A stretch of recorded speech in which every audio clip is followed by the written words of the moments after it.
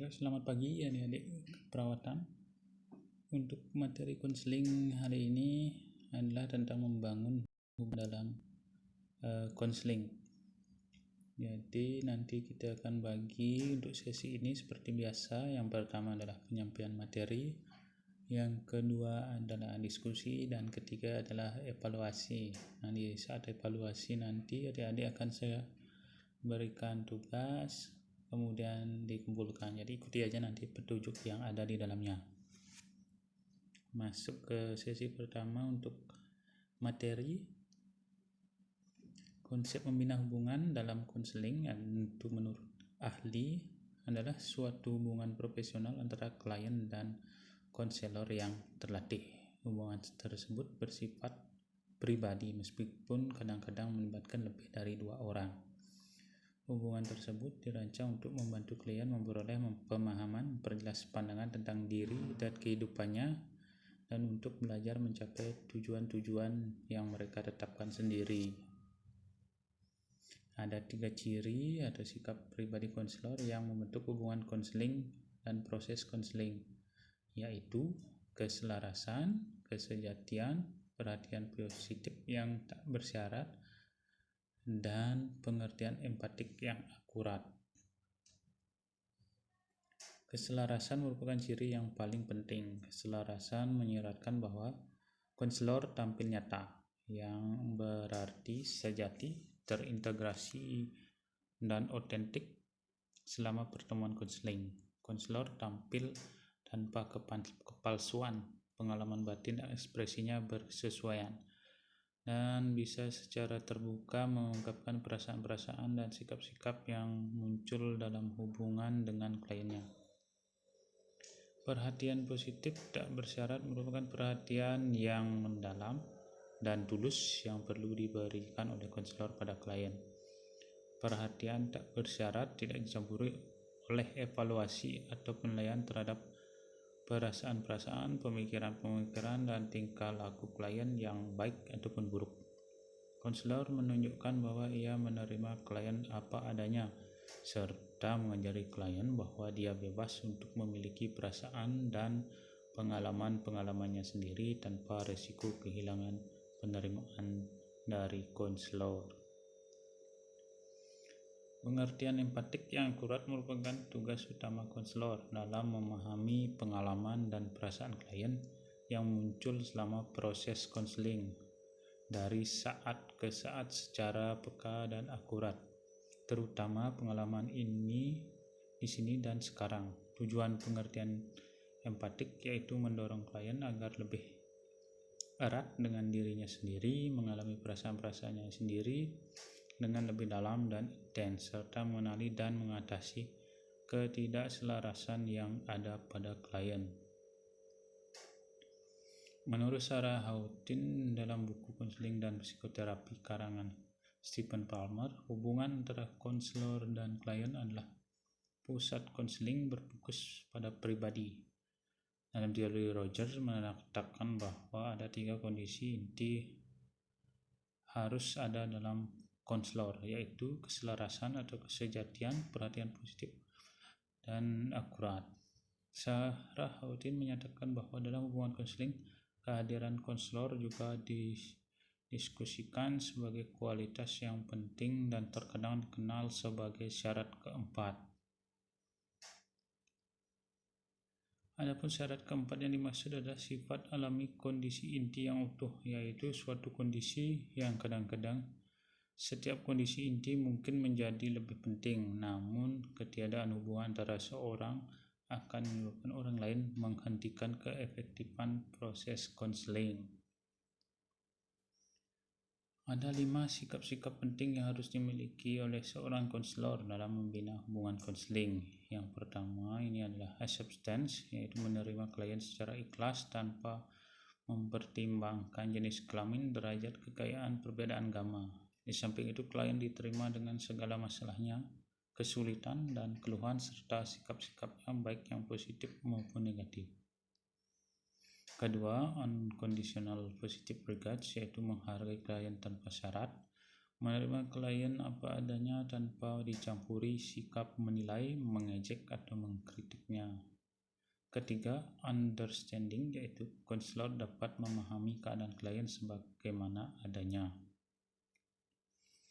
Keempat, genuine, yaitu bahwa konselor itu asli dan jujur dengan dirinya sendiri, wajar dalam perbuatan dan ucapan.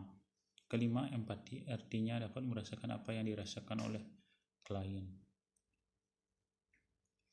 Pentingnya hubungan dalam konseling. Hubungan konseling sangat menentukan keberhasilan proses konseling. Ini hubungannya ditentukan oleh kepribadian, pengetahuan, dan skill konselor. Ketiga aspek ini menyatu dalam diri konselor sehingga dia mampu mengelola proses konseling dengan menciptakan hubungan konseling yang dapat melibatkan klien untuk selalu mengeluarkan isi hati, cita-cita, kebutuhan, tekanan-tekanan psikis, serta rencana hidup yang ingin dia bangun.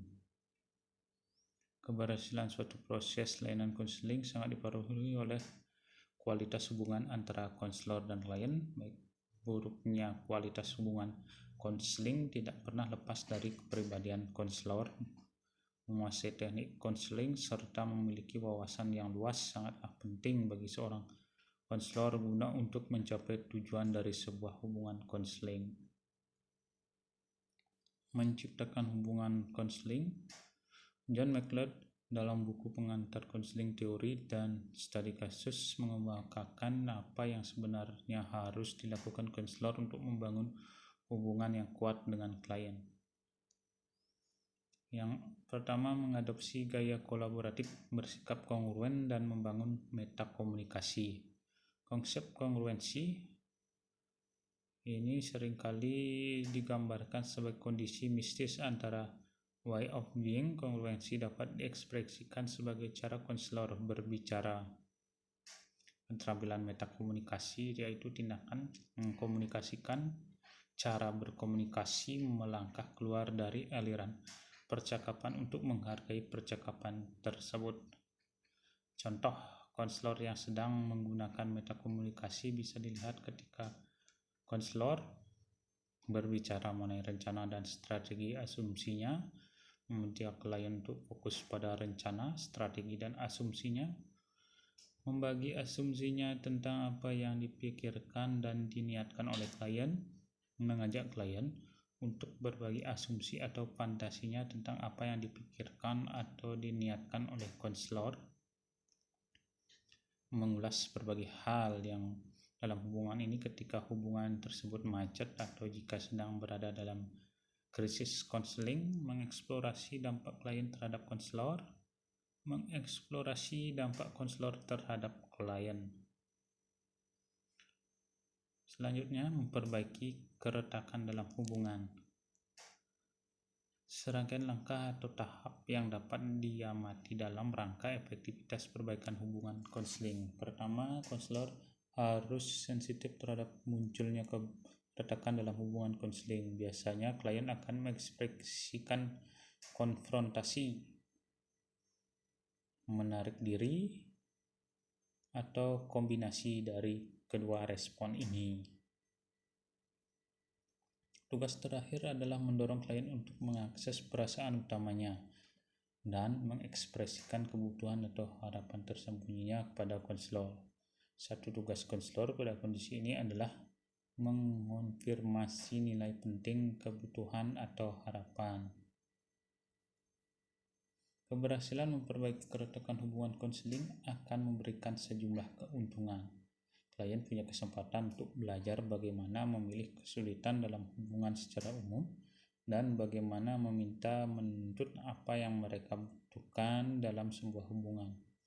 Bagi mereka yang terbiasa dengan hubungan yang penuh konflik dan invaliditas, akan memberikan model hubungan yang kolaboratif, yang saling memberi dan menerima.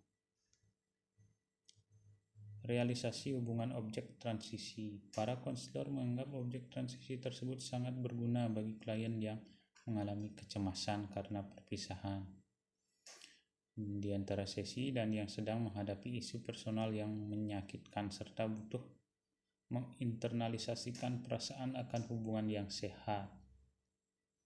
Hubungan antara konselor dan klien pada proses konseling merupakan hubungan pemberian bantuan yang bersifat profesional dan memiliki keunikan tersendiri.